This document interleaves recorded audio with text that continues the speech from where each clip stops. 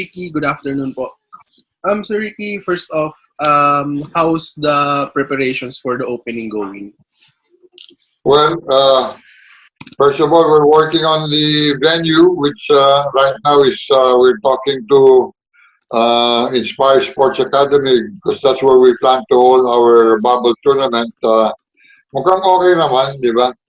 We have a final, I think we're meeting with them again tomorrow afternoon to see if the accommodation should be all right and all that. So far things are moving okay naman. Yeah.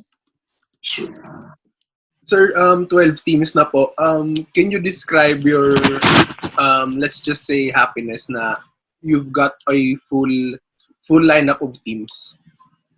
Well, obviously we're all elated. All the teams are elated, and I think this will be we're very happy about this development because now all the fans can see all the best players in the country playing in one tournament with or against each other, diba? So for the fans, this should be really exciting, and even for us, diba, we're really looking forward to this tournament. As you know, this will be the parang inaugural conference of the first professional volleyball league in the country. So we're all excited about it. Kasi po the big stories the past weeks is yung 5 teams from PSL lumipat po sa inyo. So for you, how was it? Paano po yung dialogue nyo for each team? Like how did you talk with Cheritigo, Santa Lucia to switch to PVL? All this started, they would call me and ask me what are our plans, diba? Any chances of merging the PVL with the PSL, and that's how the dialogue normally started. And then we would tell them our plans, and eventually we said that when we turned professional, so we told them if that they wanted to join the PVL, they would have to convert their team from an amateur team to a professional team, and we actually told them you're more than welcome to join the PVL. We have nothing. There's nothing for us to stop you from joining. In fact, we welcome you. So that's how it all started. So it was going back and forth, for Santa Lucia, even for Cheritigo, and and eventually they said that is it possible? They finally asked, is it possible? I said, sure, you're more than welcome. I said, and they asked me what are we supposed to do? Just tell me, inform us that you want to join the PPL, and we will welcome you. That's how it all started, with Signal and the PLDT, it was kind of different because when we joined, actually with Signal and PLDT, like I said, it was different because Signal has been talking to us for about 2 or 3 years now, asking if they could cover us in Signal TV5, and I said, at that time I said I could not because I had a commitment with ABS-CBN.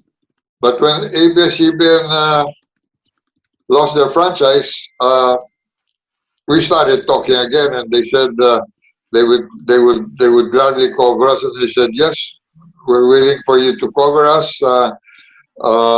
In fact, they said I suggested to them, we will more than welcome your 2 teams to join our league.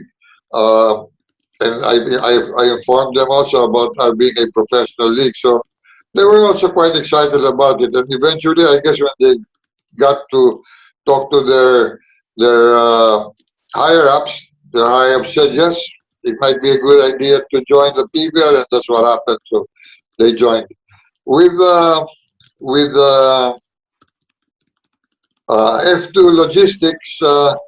Actually, F2 Logistics, we just talked last night, and they were asking also about how is it possible to join? What do we have to do? And all that. And I said, you're like I told all the other teams, you're all more than welcome to join us. This is an invitation extended to all the teams. So if you're willing to join us, you're more than welcome. So eventually, I guess I was talking to Efren Uy, and he said yes. Okay, we will join the PVL league. So that's how all of this happened. Sir, speaking of F2, were you surprised that they eventually joined you? Because, of course, the history rin po. No, I wasn't surprised. The history has got nothing to do with the league. Diba? I guess you're referring to Ramil and Tony Boy, right? So, Opo. well, ang tagal-tagal na nun, di ba? In fact, that was one of the issues I talked to about last night with Mr. Efren Uy. I said, Efren, pwede ba natin ayusin itong alitan ni Ramil and Tony Boy? Sabi niya, let's fix it up, di ba? Kasi sabi ko, ang tagal-tagal na nun It's about time we set things aside and get back together. Sabi ko naman, pangit naman sa liga kung meron parties that are not may alitan between each other. Di mas maganda yung pag maayos yung samahan, di ba? So our friend said, yes, let's fix it. So we will be in the process when Tony Boy, I guess, comes back from the US. We'll try and get Rafael and Tony Boy together. So, but I wasn't surprised because all the other teams joined the PVL. So I was telling myself, sasala rin siguro si F2 Logistics sa PVL, which what I was wishing for, di ba? So that all the teams would be together in one league. And it happened. And that we're really happy about all these developments. Sir, last na po. Because with just one league, all the best players are in one league lang. Can you, as a former athlete rin po, can you describe what kind of competition, what kind of competitive level will the PVL have once the season starts? I think the competition this time will be more intense. In the past there were two leagues, so the teams on one league could not play against the teams in the other league. Diba? So everybody was wondering, how kaya will F2 compete against Santa Lucia? How will Petrogas compete against Santa Lucia and all that, diba? So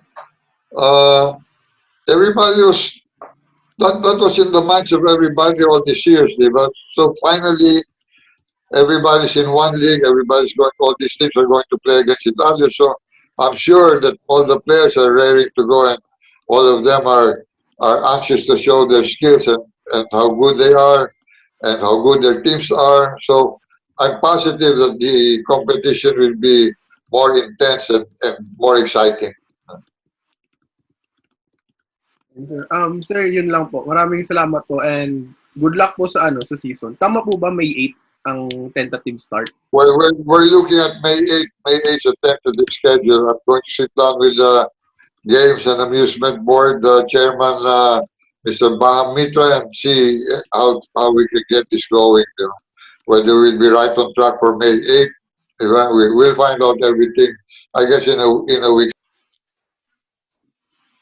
Ayan, sir. Thank you, sir. Maraming salamat po. Ingat po lagi.